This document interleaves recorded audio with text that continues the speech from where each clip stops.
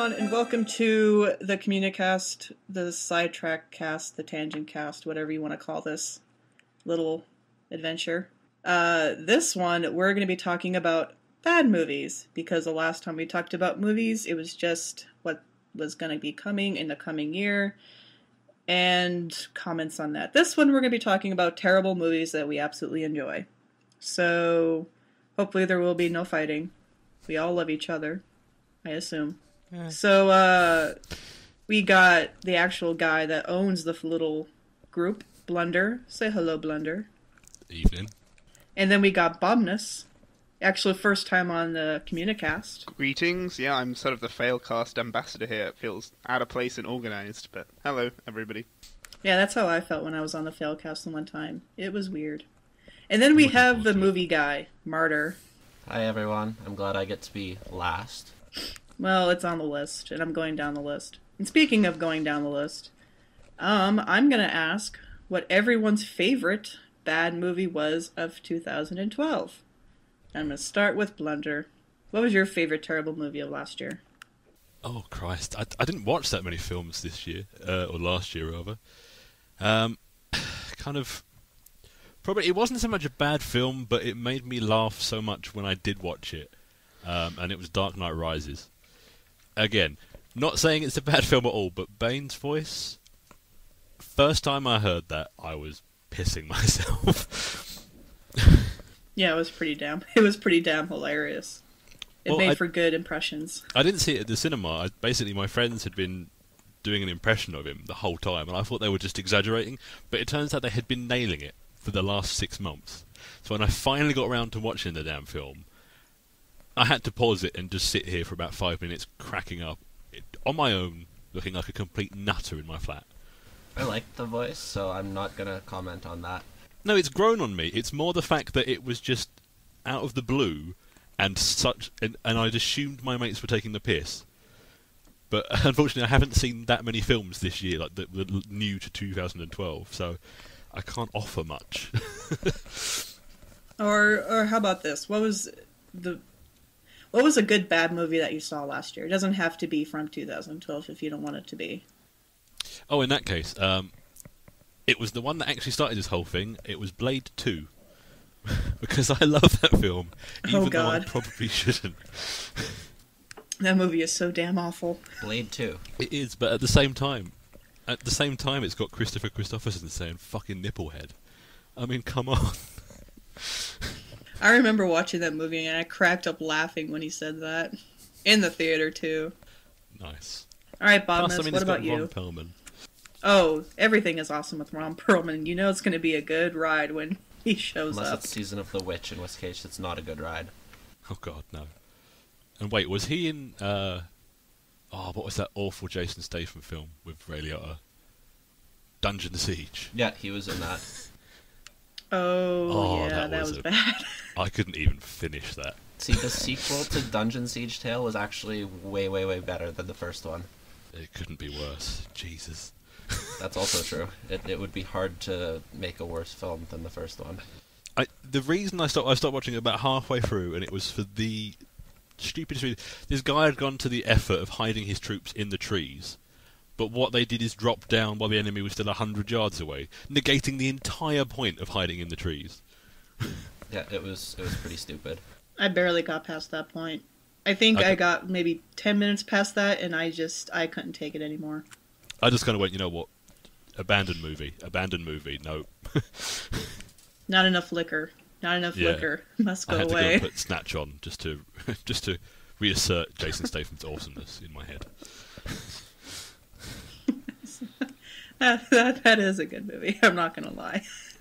I'm just pleased I got to say Snatch. I should have made a bet with someone that I could sneak the word Snatch into a CommuniCast.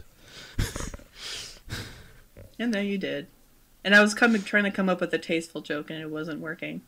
So, Bobmus, what about you? I saw a lot of good movies that I didn't like at all. So I'm going to try and think of something that the only film I could think of that I saw that didn't get rated that well that I kind of enjoyed all the same was John Carter. That was slaughtered, but nah, I had a good time with it. Previews, that little dog in it, I don't know if anyone else saw it. That little dog just made the movie for me. I liked John Carter somewhat. It seemed to me to be really cut down from what it should have been, especially with its, $250 million budget. Like, when it hit DVD, I was expecting a director's cut where we find out that 40 minutes of the movie was missing, but that never happened. So it got left as kind of a mess. Wait, that never happened? So there's just a bunch of holes? Yeah, it honestly seemed to me like it was missing at least a half an hour that the studio had cut out just to make sure that we don't have a 3-hour thing hitting theater just so they can ensure more screenings. But when it hit home video, there was nothing. They're not putting a Kingdom of Heaven and they're going to release a special director's cut in like 4 years' time. No, that's what I was expecting, though. I'm like, okay, it can't really be this big a mess, right? I mean, it looks so good, and you see so much effort put in, and then they cut it down to this. Yeah, I had the same sort of feeling when I saw The Hobbit. Actually, I feel that you're going to see more in the DVD release. Like the extended cut is going to actually explain some of the problems with that movie. I've still not seen that. Peter Jackson has already said there is extra content, so I'm all ready for that director's cut. And I know there's going to be pausings and drink refills and whatever, because it's going to be frickin' long. I think he said there was like 3 extra hours of stuff that he cut. For The Hobbit, It'll be about 6 hours. the DVD for The Hobbit, when it comes out, is only supposed to add about 20 more minutes in. Maybe that's what I heard. I don't remember. I just know he said there was a lot that he cut out. But, Yeah, it was always inevitable that there was going to be all right, Martyr, what an about... extended cut. Oh, yeah, like for The Lord of the Rings, I watched the whole director's cut, and that was really frickin' long. And I remember when I watched it, I started at 10 in the morning, and we got done, like, at 2-something in the morning. I mean, granted, we took breaks to, like, eat and stuff, but still, it was long. Yeah, we did that one New Year's, and we started way early in the morning, and we finished right around midnight, and that was just straight watching, and we maybe took 5-minute breaks in between the films, and that was about it. All right, Martyr, your favorite movie of last year that was bad. You can only pick one. Well, okay, I kind of have to pick Scorpion King 3 at this point, because that's what's expected of me. Even though it... You damn right it is expected of you. Even if we go by Rotten... May I suggest Pitch Perfect? That wasn't a bad movie, though. Or at least by Rotten Tomatoes standards. But on Rotten Tomatoes, Scorpion King 3 actually, last I checked, was sitting at 50%, with 2 positive and 2 negative. I did not even know there was a third. wonder if I didn't know anyone- there was a second Scorpion King film. I didn't either. Yeah, well, But I wonder if it's the only reason why it's like 50-50 is because not everyone knows there's a third Scorpion well, King, it only got let it alone only got a reviewed second. by people who do DVD releases, so that's not a majority of the critics. So that's why it only has four reviews on there in the first place, and one of the reviews got the main character wrong. So, kind of don't want to even pay attention to that. But yeah, the second one was so bad that I can't even believe they made a third one, and that it turned out to be such a fun B-movie it's outstanding. Wait, you mean that Welcome to the Jungle wasn't Scorpion King 3? That is what I mean. Because I might be under the wrong impression here. Yeah, no, it doesn't. Actually, it does have some parts that take place in the jungle, but no. There's no Johnny Knoxville. There isn't. There are, like in Dungeon Siege Tale, there are ninjas that come up and down from the trees. Oh yeah, I already hate the film. But they wait until the guys are there, so they actually, do that ambush properly. Oh no, now I'm all on board. I might grab Jason Statham and make him watch Scorpion King 3 and be like, look, Jason. Isn't Ron Perlman in one of the Ron sequels to Ron Scorpion Perlman King? is in the third one, so is Billy Zane. So it's pretty I awesome. might have to watch this. And isn't there going to be a fourth one? I thought I heard that somewhere. There's going to be a fourth one. I have been bugging the star of Scorpion King 3 on the Twitter, and I got him to confirm that a fourth one, quote unquote, might be in the works. I mean, it's not The Rock. No, it's not The Rock. The Rock quit after the first one. Wow. Sensible wrestler. It's amazing to me that I already knew all of this simply from just Marta posting about it on The Escapist. So, there you go, Marta. You've spread the word well. I've done a better job of advertising the film than Universal has, and they still won't give me a job. It's kind of disappointing.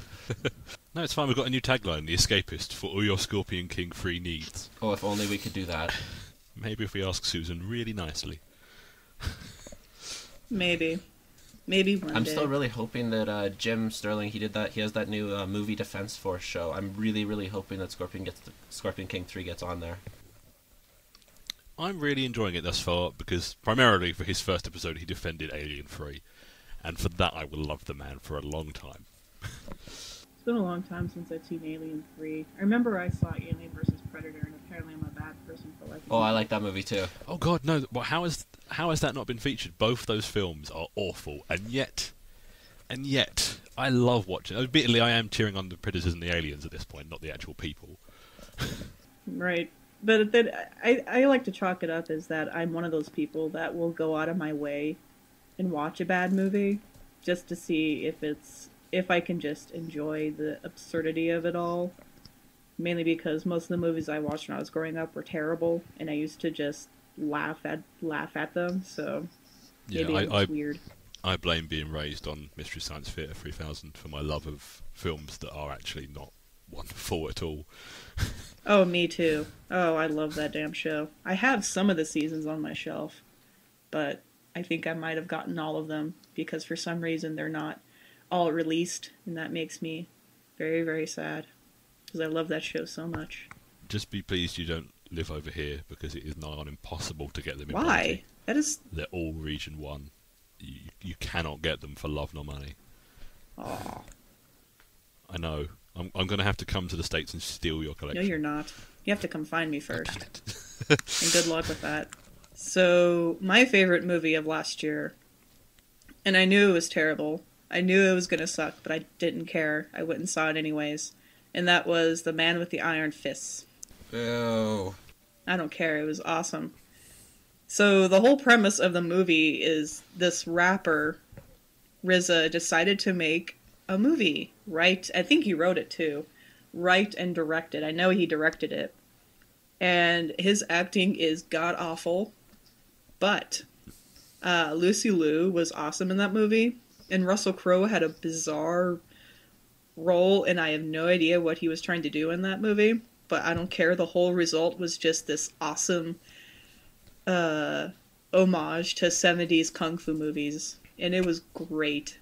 I enjoyed the hell out of it. I remember watching with a bunch of my friends, and we were just cracking up laughing in the theater. It sounds like I might have to get a bunch of the lads round, a couple of beers, some pizza, and watch the hell out of this film. The fighting was actually really, really cool to watch. And I think it was all wire work, from what I understand, and practical. I didn't see too much CG, so I just think it's straight up like wire work and practical kung fu. But I love the main villain just because at one point, I think his name is Silvermane or Silver Lion, and at one point he walks outside and he has shades on and he's laughing, and I thought that was hilarious. That sounds awesome. I might have to double bill this with Kung Pao. Oh, you better. You have to. It's the only way to watch them both.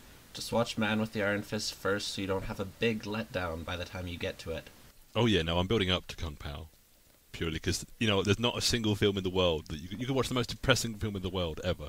You put Kung Pao on afterwards and everything is right with the world.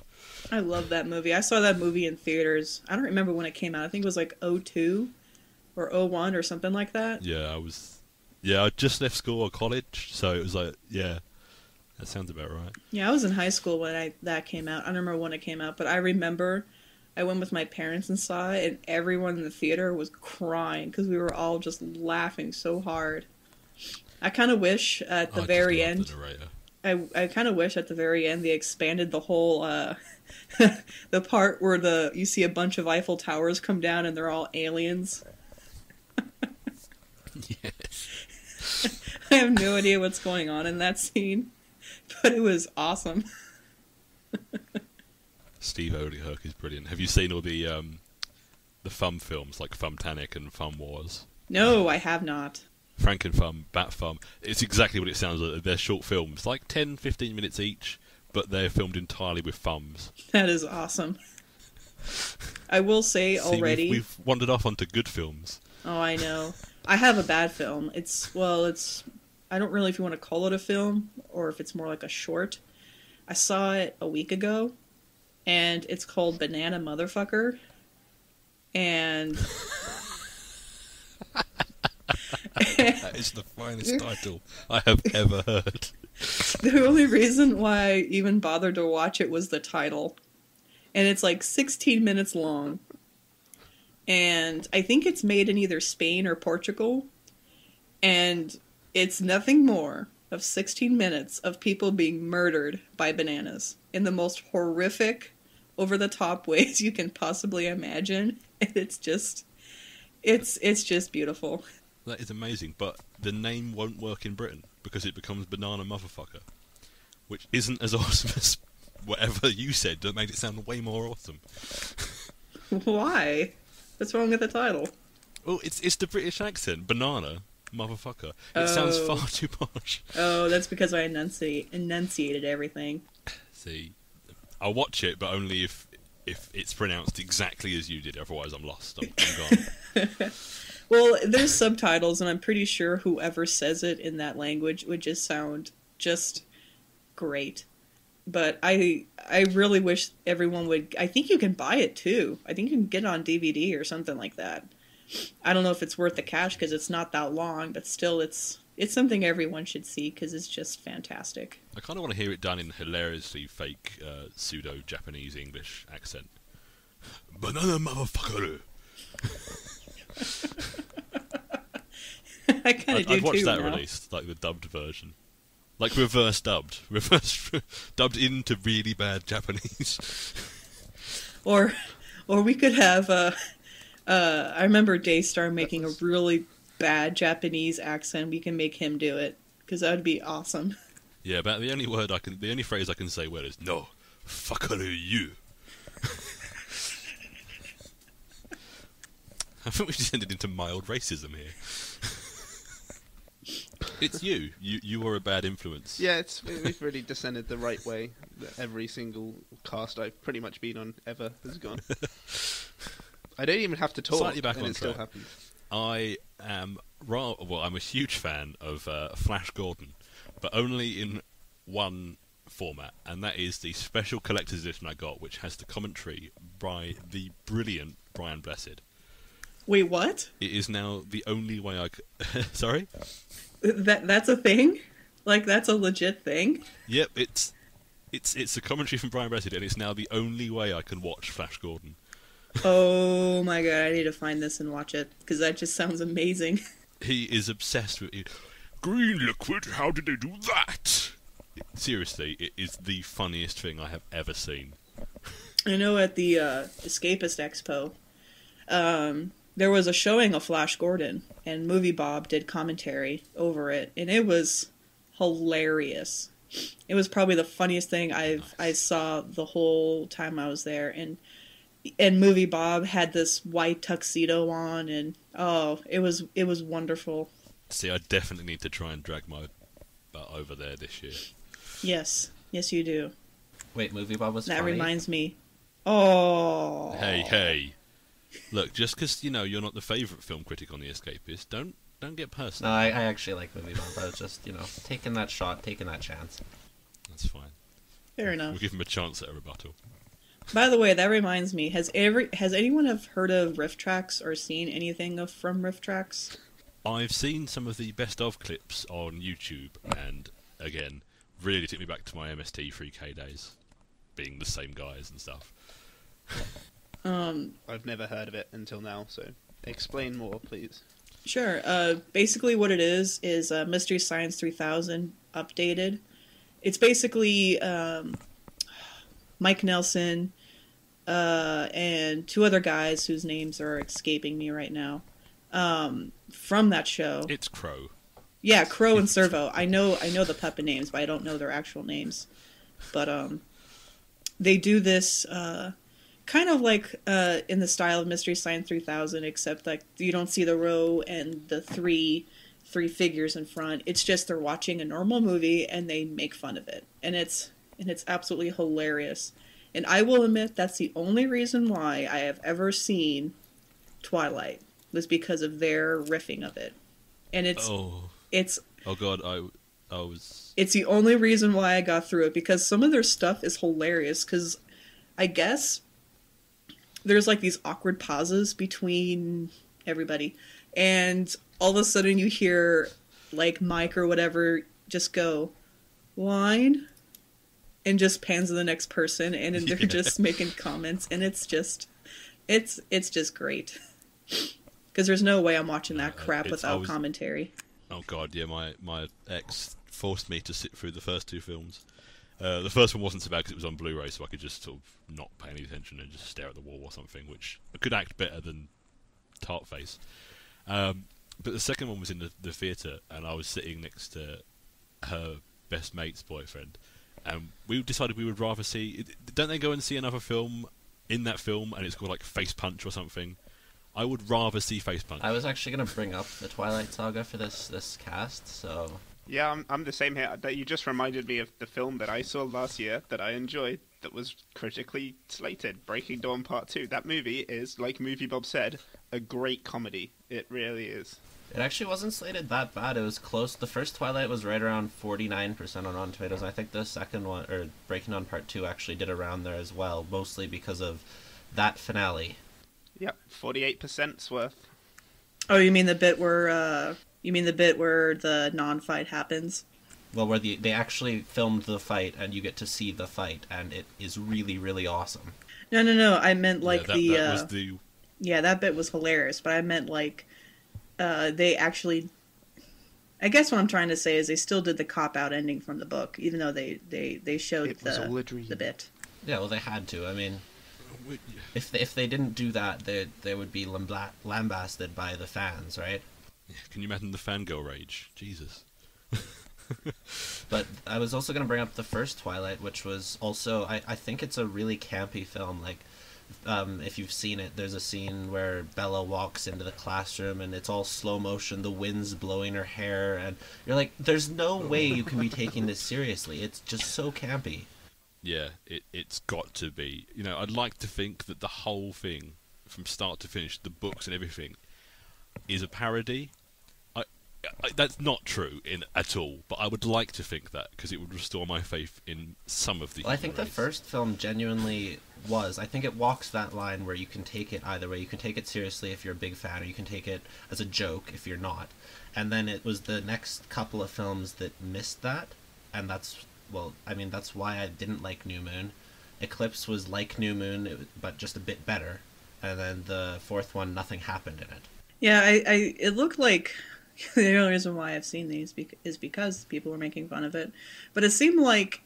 And even they made a comment, like, they completely missed, like, the joke that they kind of set up with the first one, like, where you can take it either way. They just went, stone cold serious. Like, this isn't a joke. We're actually going to make this book series legitimate. And it's just, like...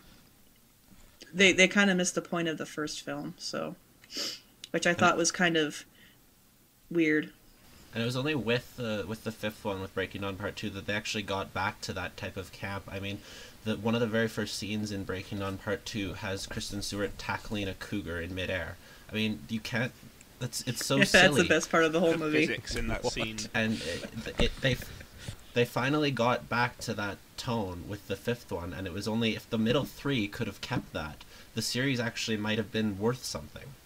I'm sure it's worth something, to the real fans of the books. I'm not going to say I didn't enjoy them. I've expressed before that I'm a terrible person and have terrible taste, but I'm sure the 13-year-old girls, the real diehard fans, loved them. Well, actually, I didn't mind Eclipse, even though it didn't have that same tone. But Eclipse, it was like a mulligan for New Moon, and I like that because it somewhat worked. So I guess that's the best praise I can give it. I will admit I haven't seen the new one yet, but I will only see it if RiffTrax does it, because there's no way in hell I'm going to sit there without someone making fun of it, other than me. But if you would have seen it at the theater, it is definitely worth seeing with people who both didn't want to be there and did want to be there, because just seeing their expressions and their actions after the switch around at the end, it was priceless. I remember I sat into a movie that was kind of like that. It was that monster movie from J.J. Abrams, Cloverfield. Cloverfield? Yeah, that movie. That movie was...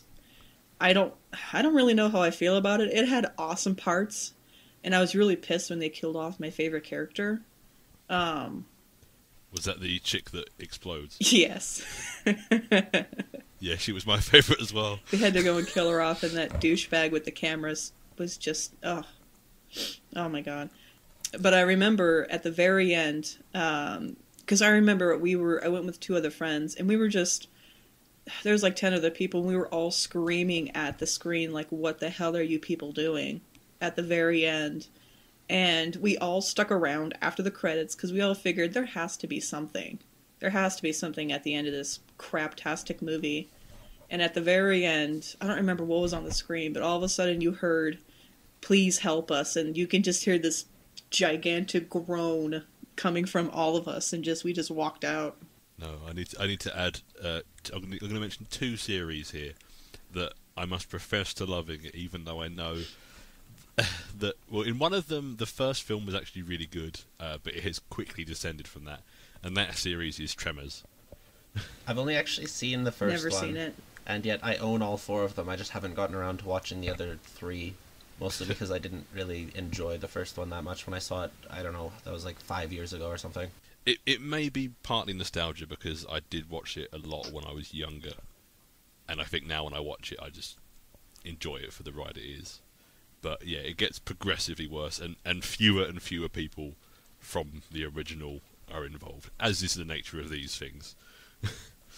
I've never seen these movies. Tell me more. Basically, it's Kevin Bacon and friends in, I think it's a town called Perfection, in the middle of the desert, and essentially these giant worms are going through the valley past the town, and they sort of pick you up via vibrations through the floor. So obviously everyone's trying to hide on rooftops and stuff. They're trying to get away from the worms. It's pure B-movie stuff, but it's enjoyable. And then each of the successive sequels, the worms kind of evolve to a degree. Like obviously in the first one they're only burrowing, in the second one you've got the burrowing ones, but you've also got smaller ones that can run around, so obviously you can't just hide on the roofs because they can still sort of chase you. And by the third one they're flying. It's all a bit weird, and I think the fourth one's actually a prequel. I think it goes back to like the Wild West and the big worms come through for the first time or something. So again, sort of enjoyable B-movies, but you know they're never going to be hugely critically acclaimed. But I think they are sort of cult hits. I think if you ask the right people, they're aware of Tremors and they enjoy the series. The first one actually is pretty successful with critics. It has an 88% on Rotten Tomatoes right now, so that's not bad. I have good taste. Excellent. And the second series that comes to mind is, again, probably not that bad for some people, but I do consider it a guilty pleasure admitting it. But the live-action Teenage Mutant Ninja Turtle films. Oh god, those were awesome. Better. The whole series, or just the first 2? The whole series, because it was the third one they go back to Japan. Yeah. Yeah, I enjoy all 3. I'll watch all 3. I haven't seen the third one in a long time. I just remember being horribly confused in the theaters when I saw it. Oh, it's confusing as hell. Don't try and actually follow the plot. Just enjoy turtles punching people. With samurai swords, obviously. Yes. And a magical time-traveling lamp. I think that's referred to as stabbing. Well, whatever. Yeah, a genie did it. Well, and the second one, I remember what the second one was, with the Vanilla Ice. that was just too much. That was just awesome. Speaking of bad movies from like the childhood that you can look back on and really enjoy just because you watched them when you were a child, it's apparently terribly critically rated, 45%. It's below 50, whatever. That's effectively a flop. But Small Soldiers, I don't know if anyone's seen this, is practically my Christmas tradition to watch that movie. Oh man, I love that movie. That movie is awesome. But apparently not very well critically rated. I'm just finding this out. I thought it was a great, fantastic movie. Those critics are all bad people. They don't enjoy joy. Awful people. They're horrible, horrible people. No, they've forgotten. They've forgotten what happiness is. Fantastic movie, and even better just because I remember it from it was always on strangely around Christmas, and I have all this sort of Christmas and childhood associations with it. Wonderful. Now, some of the suggestions I got on Facebook earlier when I mentioned that this podcast were fairly interesting.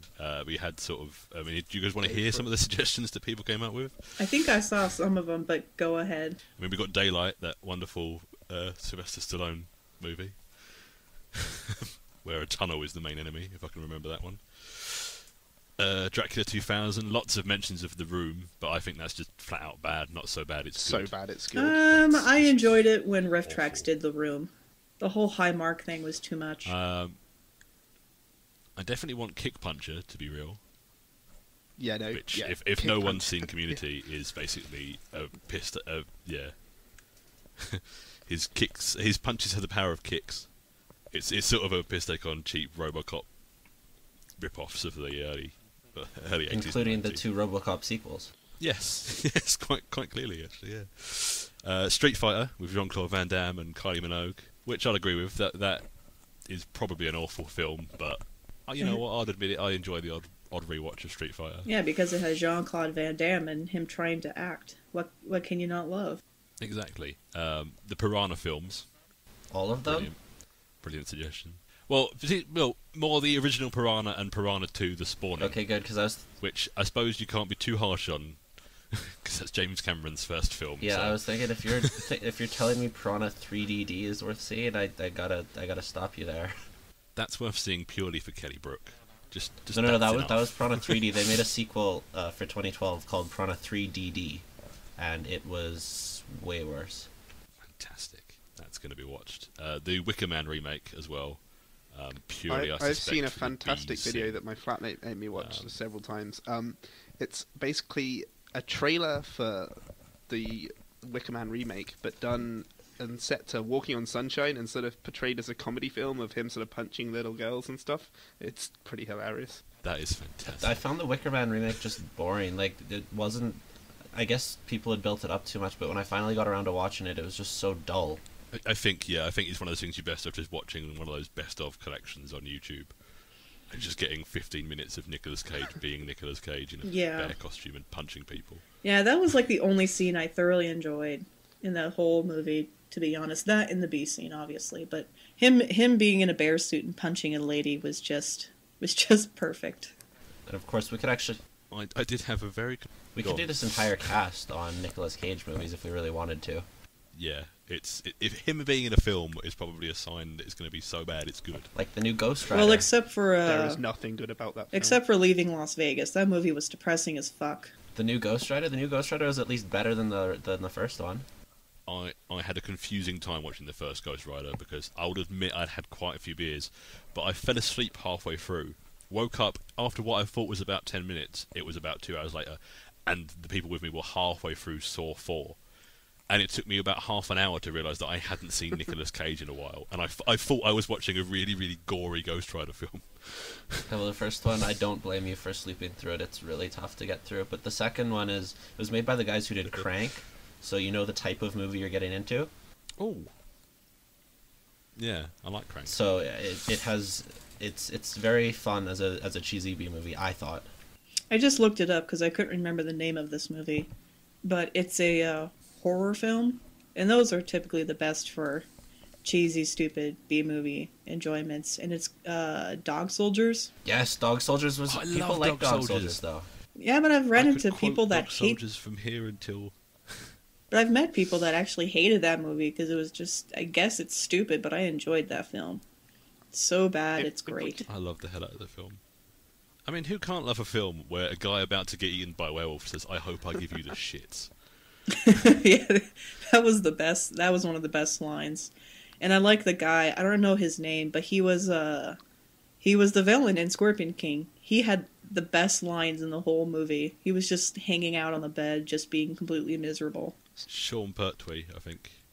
Did these look like fucking sausages to you? Speaking of He's got B-movie his guts style hanging horror out. that critics actually kind of liked, has anyone seen Black Sheep? Yeah, Yes, I've seen Black Sheep. No. you're missing out, man. It's like a New Zealand made sort of parody horror think where the sheep are zombies.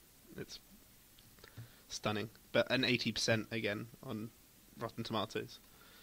However, I think we found your next $2.50 review, Marta. Yeah, but I have to find it first, and I haven't. I mean, I've heard of Black Sheep, and I want to see it. I just haven't found a copy yet. It's one I actually see if I own, can so find it can't be that hard to get. somewhere. I saw it in the cinema, so... Yeah, but I'm in Canada, so it might be harder here. Oh yes, Yeah, I he's hear in the they don't even colonies, have old proper bean. lighting out there. No, right now I'm using a hand crank to keep the computer running. We'll hold a concert for you next year. Still, at least you've Oh, still got HMV. Yeah. Oh well. Maybe we should dedicate this podcast to HMV, seeing as I bought so many of those bad films from there. CEX is the place to go for the weird movies that you weren't expecting to find anywhere else. Maybe for you, whippersnapper. Back in my day, it was HMV or Fair Virgin. enough. I've got another suggestion. If anyone else wants one, Snakes on a Train. There you go. Oh, the train one. Was Yeah. that the Asylum that did that? Because they do lots of those mockbuster. Yep, it's an films. Asylum movie. Don't they do like Sharktopus? Yeah, I did that film and Mega Shark vs. Giant Octopus in one night as sort of a glorious bad movie night. And Snakes on a Train took the biscuit. Oh, damn it. I was gonna suggest that. Oh. Mega Shark is awesome. I didn't. I think like it's the Mega third Shark. one. You're not supposed to like it for being a good movie. Oh, you're a terrible person. Well, not for being a bad or good movie though. It's just that you only see them fight at like the very end, and until then, you just get these awful submarine shots with characters who are talking about absolutely nothing, and then you finally get that fight, and it looks like it's from a PS1 game. But you get a shark eating the Golden State Bridge and then jumping out of the ocean and taking down an airplane. How is that not awesome? That is just solid gold. Because that's three. How is that That's- anything less than the That's second three coming? shots in a 90+ minute film. Well, if you want full-on action, Snakes on a Train is where to go. It's wonderful. Isn't that a parody of Snakes on a Plane, or is that just like a... It's basically What a is it? parody. Like, I've never heard of it's- this The film. woman has a zombie curse and is on a train, and so there's the curse that makes her vomit up snakes. So there are so many snakes. Wow, that's the kind of curse you'd think you'd avoid travel. But obviously, While she's you're going to see a under. doctor. It's an Asylum film. It doesn't make sense at all. It makes That's true. Even my poor grammar is excusable by how little sense that makes. it's worth seeing. I don't want to spoil anything, but it's worth seeing. The end is notorious amongst those that have actually seen it. On the subject of snakes, Anaconda Yes. isn't as bad as I remember. That and is... in fact, by extension, kind of, Congo. Yeah. Michael Crichton film about the gorillas with the diamond mine. Yeah. I remember Anaconda. Didn't they make a sequel?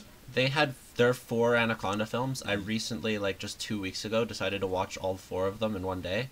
The first 2 are kind of fun. The third one stars David Hasselhoff and is terrible. Oh, God. And then the fourth one and the third one are actually shot back to back, so they didn't even, like, I guess they spent maybe $1 million making both of them. And it has, I think, the worst CGI I've seen in a movie ever to make the snakes.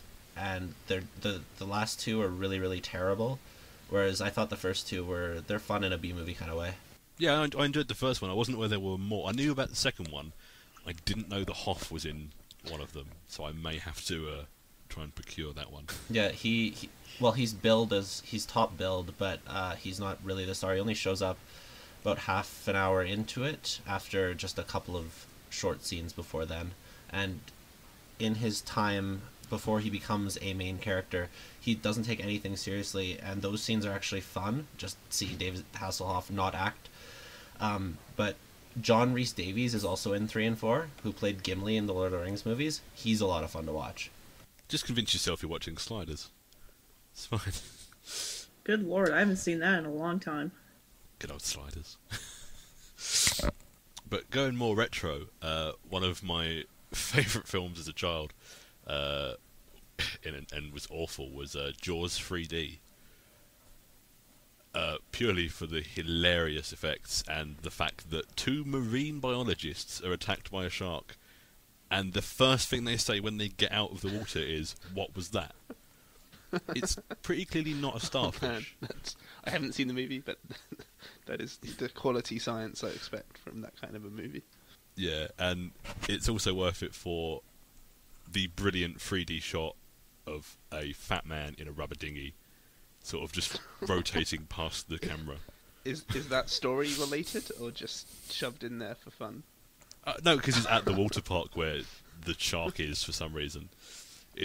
Yeah, it's an aquarium where they happen to let people go on rubber ring rides and stuff. But yeah, it's it's as a child, seeing this fat man rotate past the camera was hilarious to me because I am that classy. But yeah, it was mainly the awful dialogue, the hilarious effects, and the nonsensical plot. And then Jaws 4 comes along and has Michael Caine in it, and you just have no idea what he's doing there. Yeah, you're like, really, Michael? You were that hard up that you you decided to rock out for Jaws 4: The Revenge? Well, he's still doing bad movies. I mean, he was just in Journey 2. Yeah, you know what? I'll give you that. That's just something he does. He's like, okay, I'm just gonna pick whatever I think might be fun, and if it sucks, that's fine. I get money. It's kind of like the Halloween movies and Friday the 13th ones. They just keep on going, and the next thing you know, you see Jason in space. So that I think with those franchises, they go on for so long they just become self-parodies. Yeah, with Freddy Krueger, yeah, that was a total self-parody of Freddy Krueger and Michael, both in space. That was just, I honestly don't know what to think about that movie. It was just bizarre. What I'm really hoping for is that Fast and the Furious finally gets to that self-parody stage. Well, actually, you've just mentioned one of my favorite. This is my next one: Fast and the Furious 3: Tokyo Drift. Torque? I've seen this movie so many times, 15 perhaps. It is possibly one of my favorite movies ever because it is so dumb. So dumb. The acting is so bad, but it is a great comedy. See, I was hoping it was going to lead into a discussion on Torque, which actually was a Fast and the Furious parody. But yeah, the Tokyo Drift wasn't that bad, was it? It doesn't have any sort of the big stars, so it doesn't have that. You know, they don't even try and make it good. The lead actor is so bad. He can't even do the accent he's trying. No, I saw. Yeah, I saw it. I don't remember it being that bad. I mean, it still had some kind of fun car scenes when the series was still about cars, unlike Fast 5, where it's not at all about cars. Yeah, exactly. The acting's bad, but the cars are fun, and the music's kind of ridiculous as well because it's a mixture of sort of rap and then sort of J-pop from someone that doesn't really appear to know anything about J-pop. But at least it kind of fit the setting. I mean, going back to Man with the Iron Fist, because I still hate that thing, at least the music fit. It fit the setting, whereas in Man with the Iron Fist, you have this film taking place in Japan or whatever, and you have RZA's rap. Exactly. And it doesn't make any sense. Were you not expecting that? Oh, I was expecting it. I thought that was a given. given. It just doesn't work. Who cares? The whole movie kind of doesn't work, but it was glorious. Sometimes the juxtaposition works. I mean, hell, 300, the music did not match ancient Greece in the slightest. Oh God, no, it didn't. And again, not much in that film matched ancient Greece.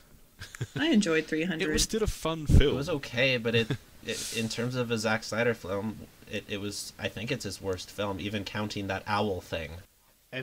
Speaking of Zack Snyder. Oh, the Guardians of. Oh yeah, that one. But speaking of Zack Snyder, apparently I'm a horrible person for liking this movie, but I don't give a shit. Sucker Punch. I love that movie. That was what I was going to bring up as well. I really like Sucker Punch. Yet to see Sucker Punch. It's one of those movies where you kind of have to see it more than once to get what Zack Snyder's trying to do. And I watched it again after watching Movie Bob's Big Picture. He had a 2-episode thing on it. And I had to watch it again after I watched it again after that, and it made sense. But I thought the design of the movie, like the backgrounds and costumes or whatever, were really nice. I enjoyed it, and I thought the music was fantastic. I even bought the album right after I saw the movie. I went on iTunes and I bought it. Yeah, I thought Sucker Punch worked as a standalone action film. I mean, I don't really think many people were complaining about the action scenes or how it looked. I don't even know why people disliked it. I don't really care because I really liked it. But it's misogynistic, Martyr. Didn't you know that? But it's not at all. I never thought it was. That knee-jerk. That thought didn't even cross my mind. I don't get why people were saying that. Because they think that if they don't say that, they'll be viewed as some sort of misogynistic pimp daddy who lives in a big ivory tower. Yeah, I never got them a whole misogynistic thing either. Even as many times I've seen that movie, I'm looking at going, nope, I don't see it. I don't know what the hell you people are talking about. Yeah, I never saw the misogyny. I thought initially that it was just an empowerment film, or an empowerment fantasy.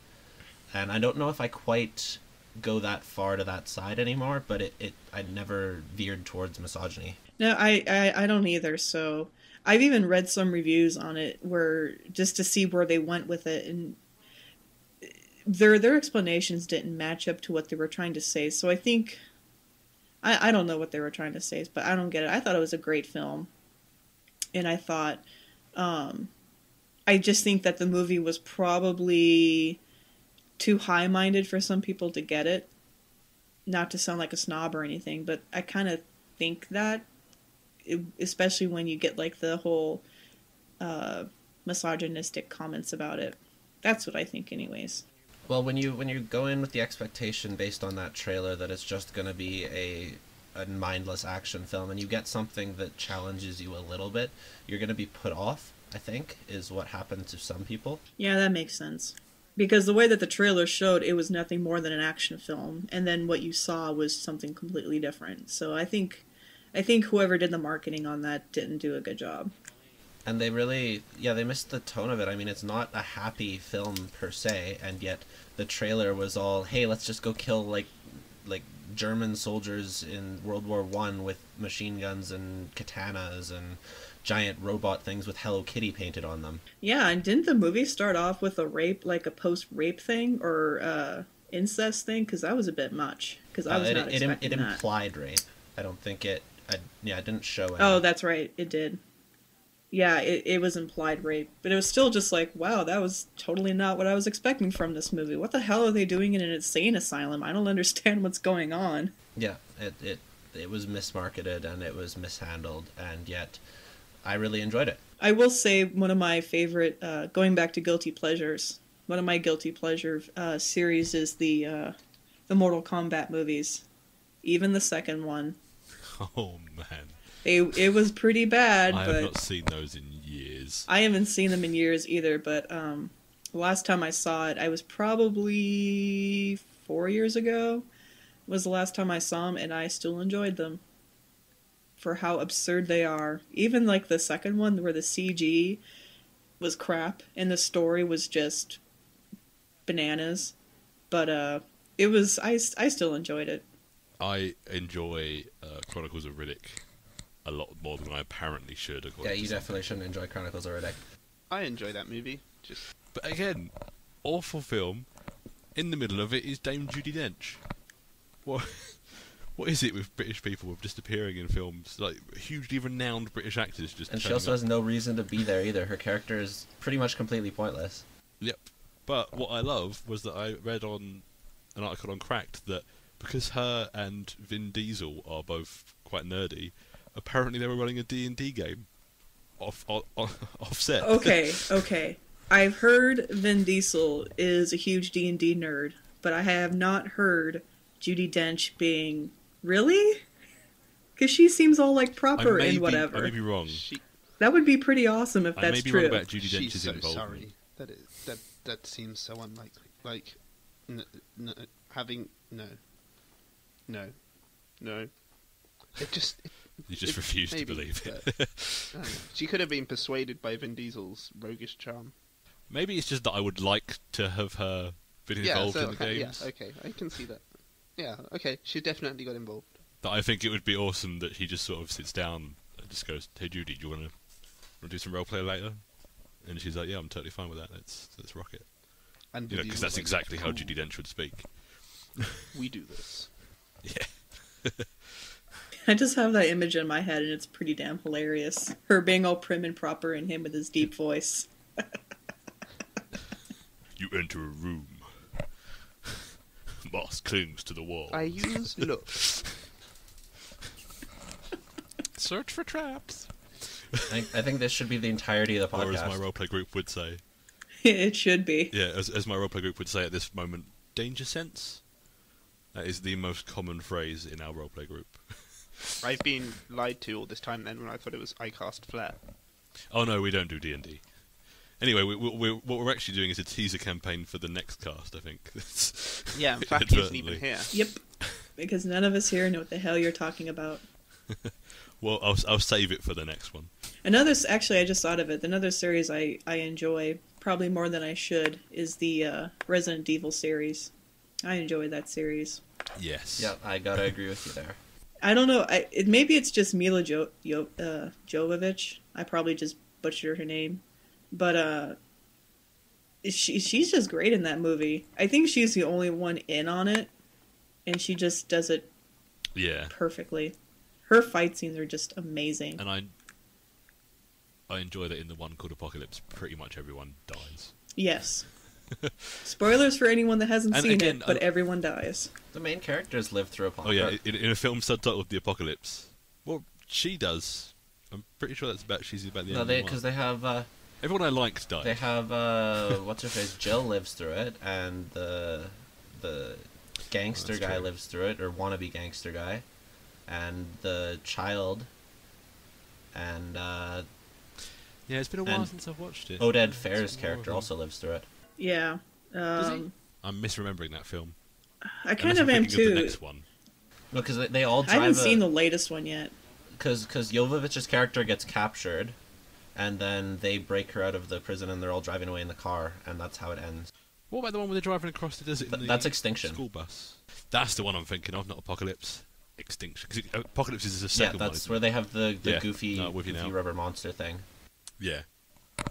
Which is hilarious. It's the funniest monster I've seen since the poop monster in Dogma. It's pretty funny watching Jovovich try to punch that thing, and every time she punches it, you're like, yeah, you just broke your hand. You just broke your hand again. Good job. Yeah, and that thing has a giant hammer. Oh, that thing was... It was just pretty damn hilarious. And was that just, like, not paying enough attention in the fourth one? Or did Pyramid Head show up? The thing that looks like Pyramid Head did, but it wasn't him. It was something from the games. Yeah. I think that what I like most about the films is that, just like the games, they descended into really convoluted self-parody. But I think more so in the movies, because in the games, I don't think they get it. Like, because sometimes I feel like they're just trying too hard. But in the movies, they totally get it. Like, we're a kind of a joke, and we're gonna live it up. Silly. And it's just campy, and it's great, and I will love them forever. There's nothing wrong with a B movie. The only bad thing about a B movie is when it thinks it's being a AAA movie. Embrace the fact that your budget is like $200,000. Embrace the fact that you are slightly cheesy and poorly acted. Don't go in there with delusions of grandeur, because I think that's when it becomes unenjoyable. Yeah, and I think even Mila Jovovich even said, it's a fun movie to do, and that's it. It's not like one of those serious movies or anything. It's a fun movie. Yeah, there's no hidden message that, Movie Bob needs to do a 3-part special to, reveal that it's actually a representation of, like, the working class's struggle in the Middle Ages or something. What the child in the Resident Evil's movies me actually mean. The surprising thing about the Resident Evil movies is they've actually had a pretty decent budget. Like, the Afterlife was $60 million, the first one was, I think it was around 30. They actually have put a decent amount of money into it. And it definitely shows, except for, the rubber monster. They've got some good talent in there. Well, and the CGI in the first one was dreadful, but then again, that was also 2002, so you can't really blame them. No, yeah, pretty much everything from 2002 looks fairly dreadful now. Oh, God, yeah. Especially, I know you mentioned Blade, but the CGI in Blade was pretty damn awful. Oh, yeah, no. We don't talk about that. Another movie, a series of movies, I just blinked on the name of the movie now. They just came out with one, like, last year with Kate Beckinsale. Underworld. Vampires and... Underworld. Yes, Underworld. I love that series. I don't know why. I'm pretty sure 80% of the people watching that film are watching it for Kate Beckinsale. Oh, I'm fairly sure. I was just watching it for the absurdity of it all. But I don't know what it is about that series, but it's just fun to watch. Maybe it's the same thing with the Resident Evil series, but that's just a fun movie to watch. I've liked them all but the second one. Sometimes you just want to watch a film and just switch off your brain and just enjoy it for what it is. I liked them all. The only one I didn't really like that much was the Rise of the Lycans. Oh, that was terrible. It was alright, but it didn't... Yeah, it wasn't as good as the other one. I didn't enjoy it as much. I won't say as good as, because that's kind of missing the point. I didn't enjoy it as much. Let me see. They made 3 so far? Am I right? They did the first Or one, just two? and then they did Evolution, then they did Rise of the Lycans, and then they did Awakening last year. Oh, that's right, yes. I've not seen the new one. Oh, the new one is pretty damn good. And I mean that as in, it's bad, it's awesome. But I think, if I remember right, they're going to make a fourth one. Because they kind of left the third one on a cliffhanger. Yeah. Well, if I remember right. Beckinsale doesn't want to do another one. So unless they want to recast her or kill her off like they did, like they tried to do with Scott Speedman's character in the fourth one, it's going to be tough. Huh. Well, I'm sure if they throw enough money at her, she'll just shut up and do it. It's not like she's doing anything serious at the moment. Wait, Kate Beckinsale does stuff that's serious? Yes, she did Snow Angels in 2007 and Nothing But the Truth in 2008. Those were two serious films. Yeah, but nothing I'm recent. Teasing. That's true. She has another, I think it's a court drama coming out this year. I can't remember what it's called, but it's supposed to be at least better acting from her than the Underworld series. Which, in fairness, doesn't exactly require... Yeah, I was just about to say there's not enough emotion on her part. It's just looking scowly and being shocked. So which totally works. That's it. Scowl at the werewolves. Scowl at them. Scowl at the pout. Good. Excellent. You're doing well. Keep scowling. Hold that scowl. Now scowl as you're running. Do it. That's good. Now sexy times. Go. No, don't scowl. I will say that sex scene in the second one was completely random. Yeah, just out of nowhere. Here's some boning. It's like they got enough letters after the first one. They were like, "Great film. Can she have sex in the sequel, please?" Yeah, they were in a shipping crate for whatever reason, and something sexy like that. Yeah, and all of a sudden you saw like all these close-ups of where the hands and the legs were going, and it's just like, what is going on in this movie? I remember laughing because it was just so random. Talking of random sex scenes, the one in the middle of Enemy at the Gates. Yes! I was just about to say that. That was so random. Bunch of sleepy Russian dudes, and Jude Law's just nailing Rachel Weisz. I have a funny story. I saw that in the movie with a couple of my friends, and that scene came up, and there was this lady in the front row. She just cracked up laughing. And then we started laughing, and like this little old lady, like right in front of us, looked around at my friend, and she says, "Oh, don't act like you don't think that's awesome," and just turned right back around, and that was just the best thing ever. I would have high-fived that little old lady. I wanted to. That was just great, and my friend just stopped laughing. I'm just sitting there going, "Little old lady, you're my new friend," because that was just perfect. She's like, "Don't act like that isn't your biggest fantasy." Actually, speaking of Rachel Weisz, are we back onto the Mummy and Scorpion King here? Oh, sure. Because is there a third Mummy film? Or did I imagine that? Yes, there Emperor is. thing, the Dragon Emperor, whatever its actual title is. Yeah, a bit more like a horrible nightmare than a dream. Isn't Jet Li in that? Yeah, with I will say, what was it? Jet Li. It was Jet Li and Michelle Wu. Was that the? It was definitely Lee. I'm not sure who the woman was, but yeah, it was Jet Li. Yeah, that had the really cool fight scene, and that was like the whole thing I wanted to see out of the whole movie. But the rest of it was just terrible. I didn't enjoy it. Yeah, they had one good scene with Jet Li, and the rest of the time they have him standing there or being encased in stone, and you're like, why did you guys hire Jet Li to be in this role when you're not going to let him do anything? Yeah, I thought that was rather lame. And then, what's his name's? Brett Fraser's kid in the movie. He was really annoying. And then his brother-in-law, I don't remember the name. He was perfect in the first two, but in the third one, I just found him just overbearing. I couldn't tolerate him anymore. Well, there wasn't much point to him being there either. He didn't do anything for most of it, and you're just like, okay, we could pick up the pacing a little by, completely removing this character. Yeah, he owned was it a casino or a hotel? He owned something. Maybe it was a bar. I don't remember, but he was there for whatever reason, and he had the movie's MacGuffin, if I remember right. And then I felt that was all he needed to do, but for whatever reason, they had to string him along for the rest of the movie, and I thought it was awkward and weird, and like it was forcing the laughs, but they weren't funny. Yeah, having him just cameo just to say, yeah, it is still a relation in relation to the other films might have been better because he didn't need to be there. Most of the characters didn't need to be there, to be quite honest. And recasting Rachel Weisz's character with what's her face? I don't remember what her name is, but they recast her in that role, and I was just, no, that's not good. Yeah, the movie that they recasted her, I just went, well, there goes that. My chances of seeing this movie, because I knew it wasn't going to be that good. And I don't know, it had the potential to be good and campy, but I think they missed the mark at so many points in the movie where it's just kind of like you saw something really good was going to happen and it didn't happen, or it happened in a very straight-faced kind of way that you're just kind of just going, well, okay, that was a thing that happened.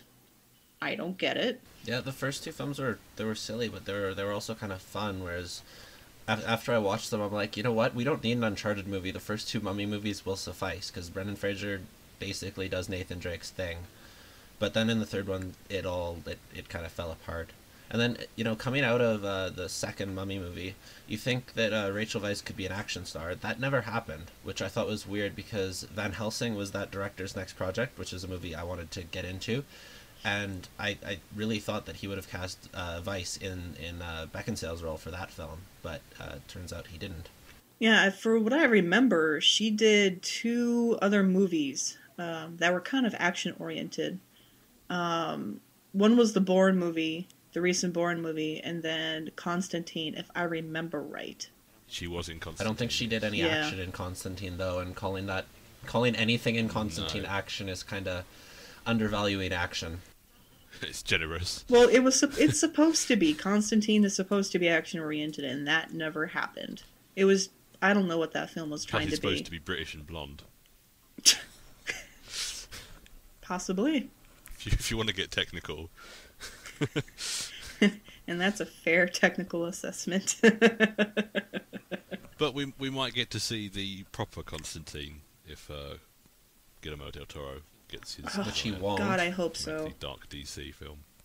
Yeah, he won't. But he should. Well, Del Toro just talks about everything. Like, he has 12 or so planned projects that he's like, yeah, they're going to happen someday. And you're thinking, no, there's no way you're going to do it. Yeah. Yeah, like dream, man. Yeah, like I want him to do Hellboy 3.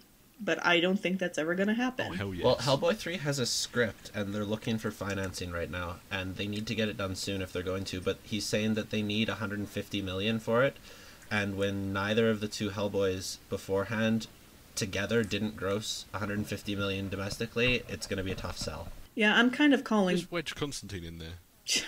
I'm kind of calling bullshit on his claim of how much it's going to take, but, I don't really know what he has planned for Hellboy 3.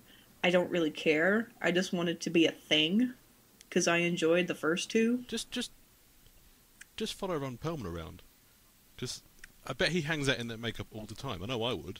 Yeah. Oh, and what's her name? Selma Blair? Yeah. Yes, she's not doing much. She's doing anger management. Yeah, she's not with doing Charlie anything. Sheen. Oh, Jesus, that's right. And they've Wait, that's a just TV series that they're shooting 2 episodes every week now, and they're going until they hit 100 episodes. So she's going to be pretty busy for a while. Fair enough. I constantly forget that's a thing. I would like Hellboy 3 to happen. Yes, I would love Hellboy 3 to happen. Because I love the movies, and I love the comic books. And the new story just came out, if I remember right, for Hellboy. And so I'm all ready to go for a Hellboy movie, but I honestly don't know when that's going to happen. And that makes me sad. Well, Del Toro wants to do an end-of-the-world story, so, I mean, maybe we'll get an actual Constantine from a Hellboy movie. But, yeah, apparently that's why the budget needs to be so high. That would work. Now, that would... See, just quite easily you could work Hellboy into that whole universe. Swamp Thing, Constantine, Hellboy. I would watch the hell out of that film. I would watch the hell out of that, too. That just sounds awesome. But, of course, it needs financing, and that doesn't seem like it's going to happen anytime soon.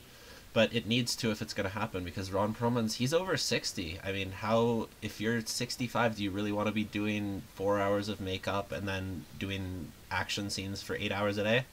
And that's when he's got time between Sons of Anarchy seasons. That and his what was it? He recently did like a, what was that? I'm blanking on the thing now for dying kids. Make-A-Wish. He did a thing for Make-A-Wish, and Yeah, he did that as the Hellboy thing. yeah, he did the Hellboy thing, and he said I think it's like 6 or some ridiculous amount of hours in the makeup chair just to get the face and the whole thing going. So I'd imagine when you're that old and you have to sit in the makeup chair, that just gets tedious and old very fast. Yeah, definitely. I'd find it tedious. I think anyone would. It amazes me how long makeup takes now with all like stuff they can do with movies now. It takes that long. It just boggles my mind. But it's inevitably worth it because you look at practical effects compared to CGI, and yeah, CGI looks great at the time, but give it 3 or 4 years, and it looks atrocious more often than not. I will say when Andy Serkis did Smeagol, a little goblin thingy, that CGI still looks pretty good. I will admit that it looks pretty good. Oh, it's definitely getting better, and it looks better for longer. But I still don't think that. I think if you can do a practical effect, you should, because generally it tends. Unless to it's better. Terminator 2, which that We're not CGI quite somehow at that still stage looks great. Yeah, that movie looked Yeah. great for whatever reason. I'm surprised. Well, they actually put, the time and effort into doing it and animating like everything perfectly, whereas nowadays they just do rush jobs, and that's why it ends up being dated so quickly. Fair enough. I can see that being a massive problem, because even now, with some of the B movies, the CG looks terrible.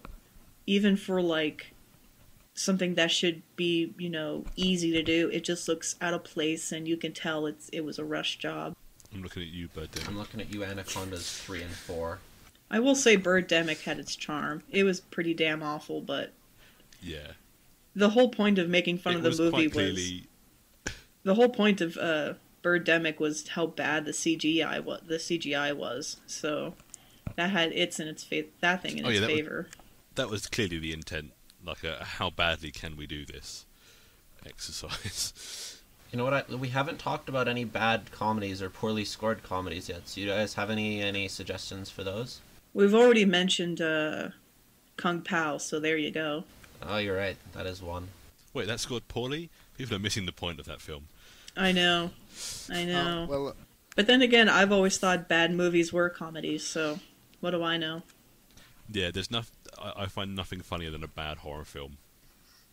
Because if you're aiming for terrifying someone and you go too far, it just becomes hilarious. Or maybe that's just I was me. thinking more in terms of like I really liked Your Highness, if you guys remember that from 2011. Oh, I remember that movie. Not seen it. But it scored really, really poorly with critics, and I know I saw it in the theater. There were 9 of us in the theater, me, a friend, and 7 other people, and my friend and I were the only people who laughed the entire movie, which was a lot of fun seeing them turn at us while we were laughing at the movie. I've actually been meaning to watch that one. Is it good then? Well, I thought it was funny, but I also liked last year's That's My Boy, which was the Adam Sandler thing. So I'm not exactly the best source for comedies. Oh, I have terrible taste in comedy. If you want, like, I can talk about all the crappy rom-coms that I've watched over the years and enjoyed for no good reason. Please do.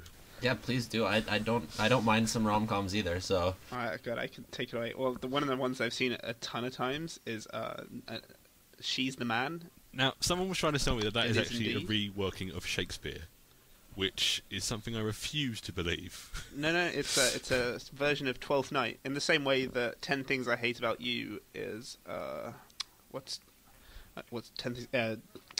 Taming of the It's Shrew. along those kind of lines. So yes, it's a Twelfth Night adaptation. Adaptation, a pretty loose sense of the word, I would assume. Not that loose. I'm assuming it's very not loose. actually all that loose. It's yeah. There's no football in Twelfth Night, but other than that, it's almost identical. There should be. Are you sure this isn't just how you justify your enjoyment of the film to yourself? No, I It's justify fine, that it's Shakespeare. with the It's fact my that it civic has duty to enjoy this. Amanda Bynes in it. So, but no, it's a stupid movie that I kind of enjoy. But I can go on with this for a very long time. There is nothing wrong with enjoying stupid films. actually, a film from last year. This Means War. Tom Hardy. for it. This is hilarious in that movie. He's a parody of every movie he's been in other than that movie. Yeah, I skipped that. Or This Means War, even though it's now on Netflix, and I could watch it anytime, and I just don't want to. Again, it made me laugh a lot. I've seen it since. I've watched it more than once, even. So yeah, it's enjoyable and dumb. Is it anything like Mr. and Mrs. Smith? Because I didn't like Mr. and Mrs. Smith, and it just seemed like that, but with another person. No, it's more of like a two buddies competing movie than it is a Mr. and Mrs. Smith movie. See, to me, that sounds more misogynistic than Sucker Punch. Yeah, I was about to say that, yeah. Because it hasn't occurred to them to ask the woman without a doubt, which one she would is. prefer. No, she won't get a say. We will decide which one of us. Sucker Punch. That would be my opinion, but what do I know? I enjoyed that movie. No, I mean, no one thinks to ask the woman in the middle which of these two blokes she would rather date. Because she Gotcha. couldn't Well, possibly they make ask that her in the decision. end, obviously, and it's the big I romantic see. finale. Gosh, Spoilers. And then she just Spoilers. decides that both of They them... go off both and be of gay them are together. dicks. Yeah. So it ends in a freeway. I'm just kidding, she'd Oh, never like pick no one Chris saw Pine. that coming. Yeah, don't see this movie. Yeah, who would? Oh. Well, Actually, talking about films, we've gone off tangent from comedies, which I apologise, but I can link it because it's got Tom Hardy. But Rock and Roller, I think, was so critically panned that it didn't get the sequel it promises at the end of the film. But I enjoy Rock and Roller. Never saw it. I think it just didn't make money at the box office. I think it did okay critically. Oh, okay. But it's quite annoying that every time I watch it, at the end it says, these characters will be back in the real Rock and Roller. And they probably won't See, that's be. kind of how I feel about the what was it? The Golden Compass movie, where they're building up the entire movie toward this big climax, and then that never happens. Yeah, because they're like, oh yeah, the Subtle love Knife that will series be of books. an action-packed movie that everyone will want to see now. But no, because the first movie was so bad. Yeah, it's those Which is a shame, because that source material could be amazing. Well, I don't know about you people, but we've gone on for almost an hour and a half. So I think we should probably wrap it up. And I kind of see some people from the next podcast wanting to start, so That I don't sounds want to fair be enough. rude. I blame Fappy for distracting me at the start. So, surprisingly enough, we haven't killed each other, and we don't need a group hug afterwards. So there's that accomplishment. So, Yeah. I'm still up why, for a why do group we hug. not need a group hug? I'm I not can go hugging for anyone group who hug. likes Man with the Iron Fists.